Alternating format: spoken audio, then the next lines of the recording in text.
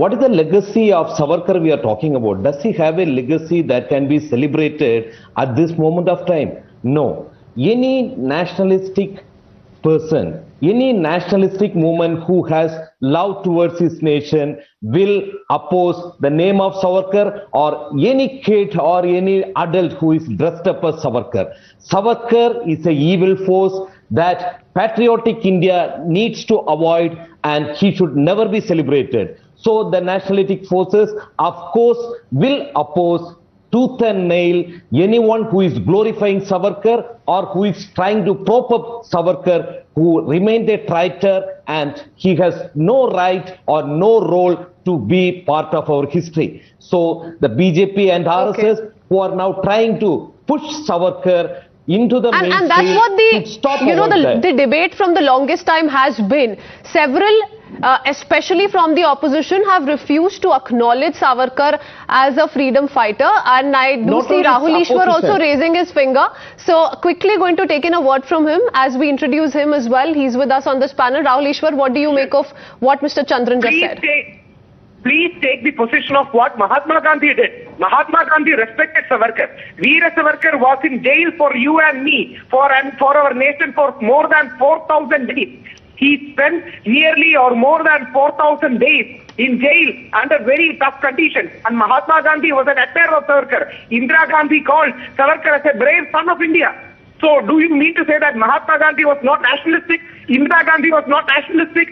Right now, in order to play to some certain galleries, our left liberal friends are demonizing Savarkar. You can disagree with Veer Savarkar in one or 2 points. You can debate. At the same point, and Rahul Ishwar, just to add to what you're saying, we're putting out that graphic, how Mahatma Gandhi too hailed Veer Savarkar. Mr. Chandran, you can perhaps take a look at the statements made by Mahatma Gandhi back then, and I'd like a comment from Khaliqur Rahman as well.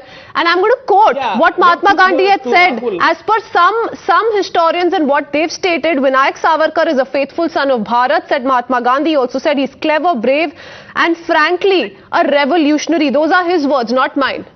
Mr. Rahman. Yeah, quickly to... Whatever is happening today, especially in Karnataka, it is all politically motivated. It is all just a run-up before the elections, what I could see.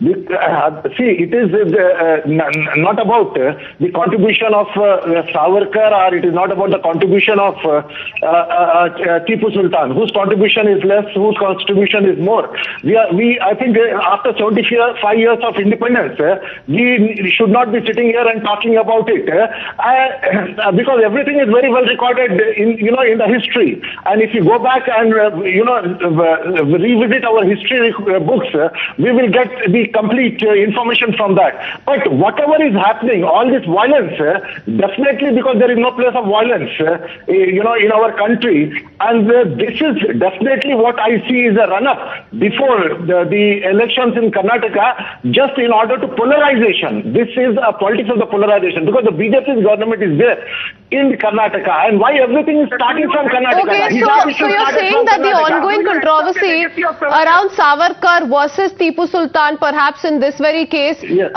surrounds the very fact that we're just a few months away from elections in Karnataka. But what about Kerala? Look at what happened in Mallapuram. I mean, a child was not allowed to, be dressed as Veer Savarkar. That's the kind of hate that we're really talking about. Youth Congress and the IUML both took to streets to protest against this very school procession.